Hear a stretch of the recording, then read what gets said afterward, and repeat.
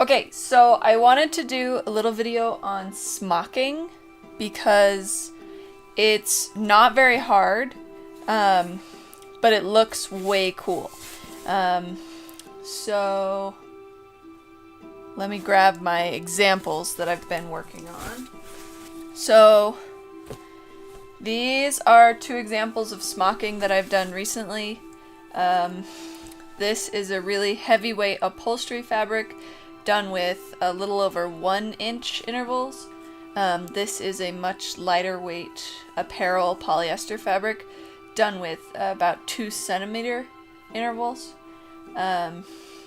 So this type of smocking is called lattice smocking, and that's currently the only kind I know how to do because I'm going for a woven look, so I like how these look like they're woven in and out together. So I'm going to do an example on this piece of, this is upholstery suede, and I made this ghetto little ruler out of tape and cardstock. This one is about 1 inch wide, so we're going to do this at about 1 inch.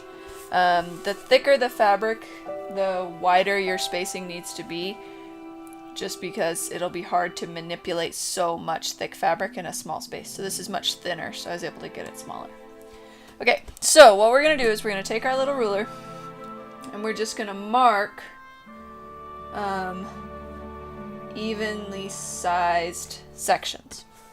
I'm going to be marking with tailor's chalk, which I don't usually use, but it'll show up really nice in video. So here we go.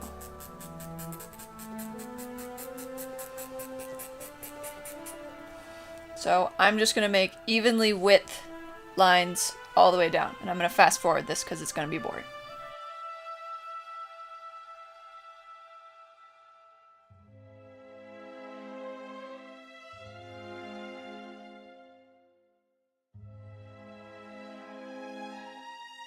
Okay, so now that that way is all done all the way across, this piece is a 10-inch piece. So 1, 2, 3, 4, 5, 6, 7, 8, 9, 10 little sections. It's 10 inches square. So now I'm going to turn it this way. And I'm going to do the same thing just the other way so that I make a grid. So again, I'm going to speed this up because it's super boring.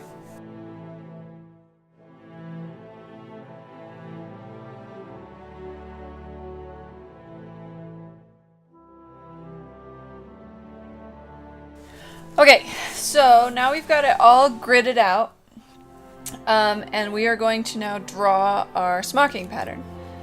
We are going to leave the outside rows all blank, but what we're going to do is we're going to go corner to corner every other box, like this. And then I'm going to do the same thing down.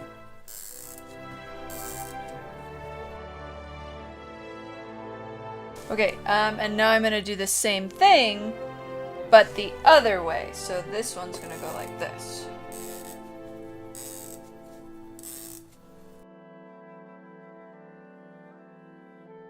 Okay, so now I've got my smocking pattern all traced out with these lines.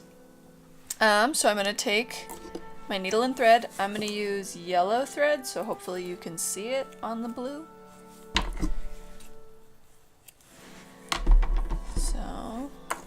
I'm going to thread my needle. Okay, I've got my needle threaded and tied off. And what I'm going to do is I'm just going to do a double stitch right here. So I'm going to put my needle through it, pull it all the way through, and then do it again. And then I'm going to go to this point. So I'm just going to follow this line. I'm going to go to this point, stitch and pull the two corners together like that, and then do a stitch to lock it in place that goes through both corners, and then we move on to the next line. And when you go to here, pull your string, but don't pull it tight. So you don't want to have like this huge gap like that, but you don't want this to be pulling the fabric at all. which is why we do this second lock stitch. Because now, even if I pull on this thread, which I am doing, then it won't pull this tight. And then I go to this one.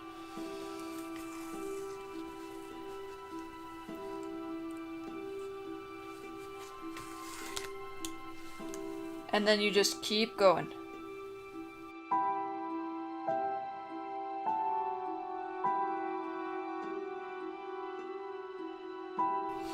Okay, so now I've got one row done all the way across, and if you flip it over, it doesn't really look like anything yet. It takes a row or two before it starts looking like something is happening. So all I'm going to do now is hop on down a row and keep going.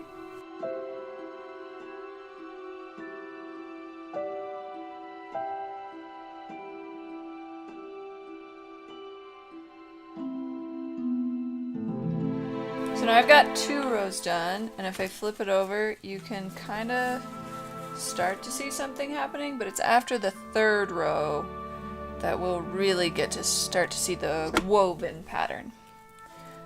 So, I'm just gonna cut myself some new thread.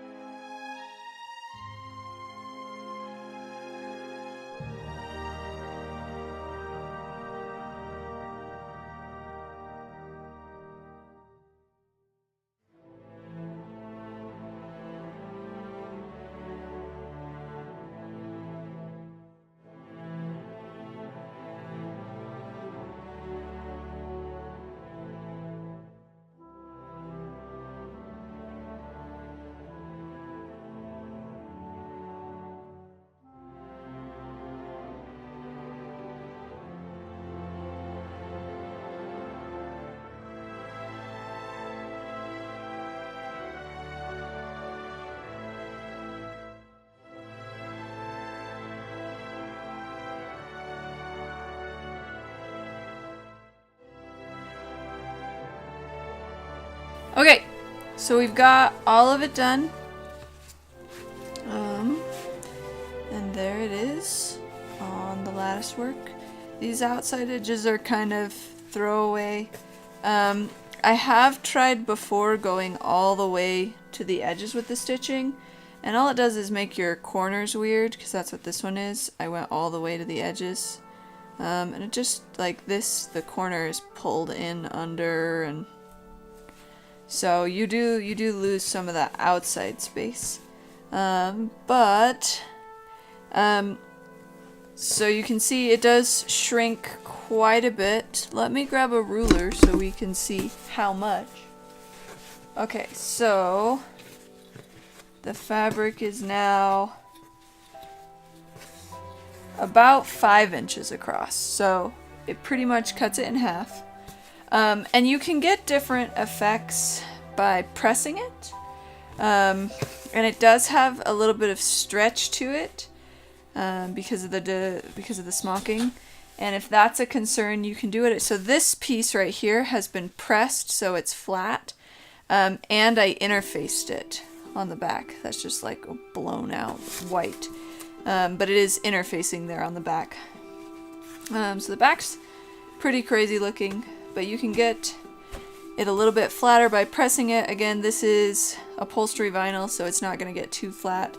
I have found that the thicker the fabric, the more it tends to do this, where it's fat and then it thins out. Fat and thins out. Whereas here on the thinner fabric, it looks much more rectangular on each piece. I don't know if that's the way I did it or what, but on the thicker fabrics, it seems to do that triangle kind of thing. Not always. But yeah, that's smocking, or lattice smocking at least. It's not hard. You just have to sew corner to corner. What it is time consuming. This whole thing has taken me...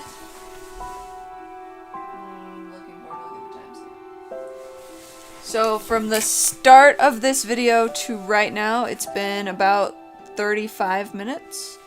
But that was to mark the fabric as well as smock it. I'll look at the timestamps to see how long it took to do the actual smocking. You can see that even though I used yellow thread, you can't see it anywhere except on the edges.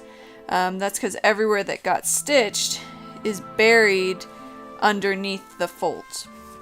So while it's a good idea to use matching thread just in case you do get anything peeking out, theoretically there should be no thread showing because it's all under these little tucks. So there you go. There's lattice smocking. I hope you get a chance to try it because it's way super fun. I like it a lot.